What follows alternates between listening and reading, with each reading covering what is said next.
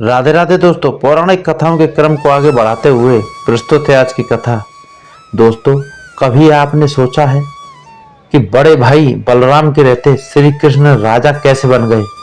किसी भी राजवंश में चले जाइए, वहां बड़ा भाई अगर है तो वही राजा बनता है। अगर वो नकारा निकल जाए तब छोटे भाई राजा बन सकते हैं। लेकिन ऐसा श्री कृष्ण के मामले में क्यों नहीं हुआ?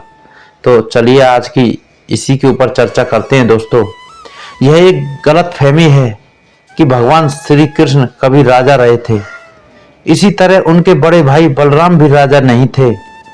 परंपरा में भगवान कृष्ण को द्वारका का राजा जो कहा जाता है और द्वारकाधीश नाम से जो उनकी पूजा होती है, वह भावुक भक्तों की कल्पना की देन है और महाभारत और पुराणों में इसकी पुष्टि नहीं होती। महाभारत और पुराणों में यादव राज्य का जो भी उल्लेख प्राप्त है, उससे पता लग जाता है कि उनके राज्य का स्वरूप गणराज्य का था। कोई भी निर्णय होता तो वह प्रमुख यादवों द्वारा मिलकर लिया जाता। सुभद्रा हरण की घटना इसका प्रमुख दृष्टांत है। जब सुभद्रा का हरण अर्जुन द्वारा किया गया तो सभी यादव क्षुब्ध होकर वीर अर्जुन से युद्ध करने के लिए निकल पड़े। बलराम ने उन्हें मना करते हुए कुछ भी करने से पहले श्री कृष्ण से राय लेने को कहा। कृष्ण ने युद्ध का विरोध करते हुए अर्जुन को सम्मान पूर्वक द्वारका में लाने और विधि पूर्वक सुभद्रा का उससे विवाह कराने की सलाह दी। अंत में यादवों ने उनकी राय को उचित मानकर वैसा ही किया।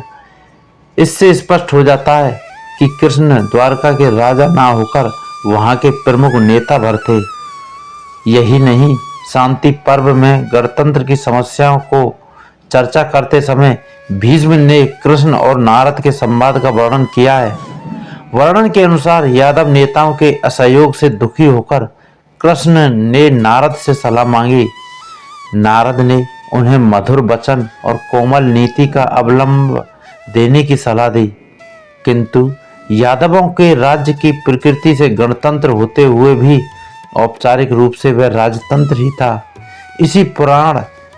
सभी पुराण इस बारे में एक सहमत हैं कि कृष्ण के जन्म के पहले किसी समय उग्रसेन राजा थे और इस घटना के कुछ साल बाद उन्हें अपदस्थ करके उनका पुत्र कंस राजा बन गया।